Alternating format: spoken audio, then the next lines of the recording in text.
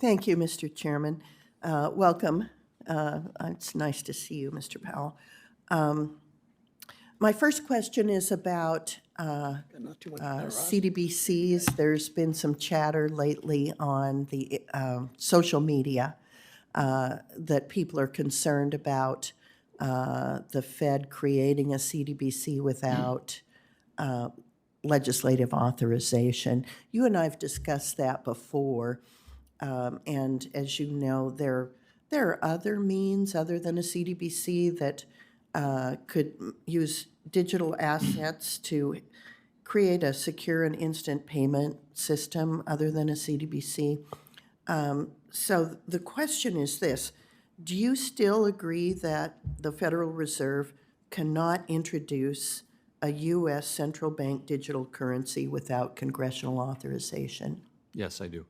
Thank you. That's really calms people's fears, the people who are concerned that we could end up with something like the digital yuan that is used as a means of surveillance. So I think that will calm some of those discussions down. Thank you so much.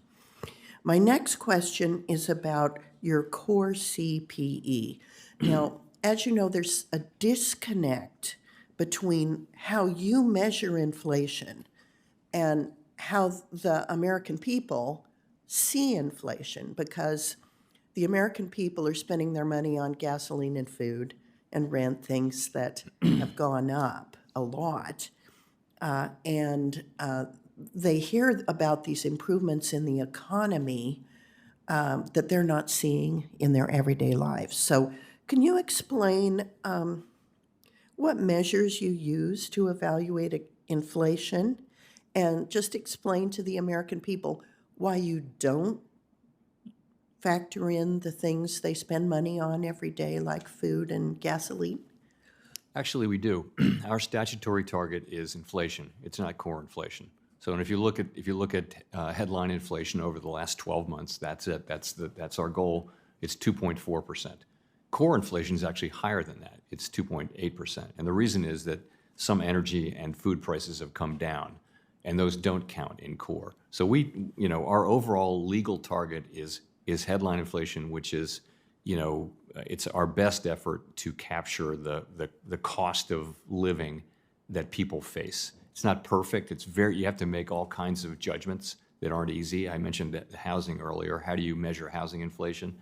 Lots of issues, but that's what we target. The reason we look at core, though, is that headline inflation tends to be more volatile, and it tends to be pushed around by commodity prices, which really don't relate to the overall state of the economy. Is it tight? Is it loose? So core tends to be a better predictor of overall inflation than overall inflation is. I know that's complicated, but ultimately, though, our target is headline inflation, which does include food and energy.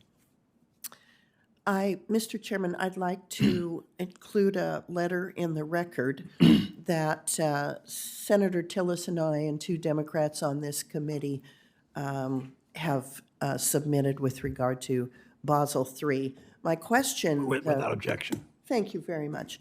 My question is this: what do you think is more likely, that it will be harder for consumers to buy a house and small business to obtain a loan under Basel III, or will lending just migrate outside the banking system, which may be harder to assess because it's opaque? I'm sorry, I didn't get your question. I apologize. Okay. So with regard to Basel III, Yeah. If there are more constraints on lending activity, what is more apt to be the consequence of that? That it's harder for consumers to buy a house or a small business to get a loan, or that lending just migrates outside of the traditional banking system? So if there were anything that constricted credit in the banking system, they would probably be both things. Probably there'd be fewer loans made, but in addition, there would be non-bank lenders that are more than happy to make that loan. I have a chicken and the egg question here. Starting with TARP in 2008, there has been a very aggressive printing of U.S. dollars up until today, and it particularly went on hyperdrive during that 22-month period of COVID. So my question is, which comes first? Congress spending more, and so you respond by printing more money, or are they separate considerations? I think it's hard to get my mind around that question. We don't print money to fund the deficit. That's not what happens. But when the government borrows, it issues, basically the government borrows to fund deficits is what happens. Right. And so that's, so that would indicate to me that you do respond, because we, in spending, in deficit spending, are creating a demand to borrow. And you're responding by, Well, we're not making loans, though. You know, we're not lending money to the government. We're not financing these deficits. and so there's no chicken and the egg relationship? There's not really, no. I'd have to think about this.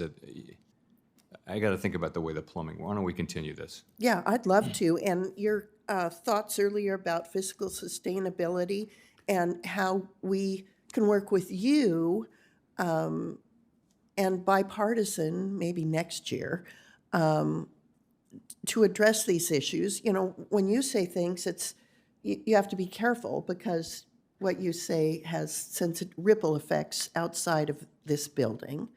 But it would sure be nice if we could sit down with you on a bipartisan basis and have those discussions in a frank way. Thank you, Senator.